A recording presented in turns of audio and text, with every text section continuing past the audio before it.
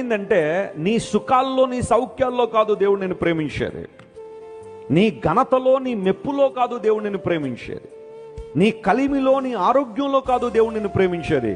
అవన్నీ లేకపోయినా యేసయ్య నిన్ను ఏం చేస్తున్నాడు? ఆయన ప్రేమిస్తూనే ఉన్నాడు. ఒక దైవజనుడు ఇలా అంటాడు, ఈ మాట నాకు చాలా ఇష్టం. God loves you even when you don't love your self. నిన్ను నువ్వు ప్రేమించుకోలేని పరిస్థితుల్లో ఉంటావు కొన్నిసార్లు. నీకు తెలుసు ఆ విషయం? Some people hate there lifes. వారి జీవితాలను శపించుకుంటారు. నేను పుట్టకుండా ఉంటే బాగుండేదండి, నేను చచ్చిపోతే బాగుంటుందండి, నేను బ్రతికి ఎవరికి ప్రయోజనం లేదండి, నా బ్రతుకు ద్వారా ఏ ఒక్కరికి లాభం లేదు, ఐ హేట్ మై లైఫ్, నా జీవితాన్ని నేను శపించుకుంటున్నానండి అన్నట్టుగా కొంతమంది మాట్లాడతారు. వారికి ఉన్న ఎడబాటును బట్టి కావచ్చు, కష్టాలను బట్టి కావచ్చు, ఇబ్బందులను బట్టి కావచ్చు.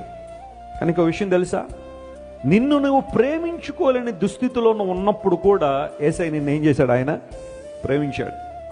మనలో ఏ మంచి చూసి యేసు ప్రభువు మన కోసం సిలువలో మరణించాడు చెప్పండి.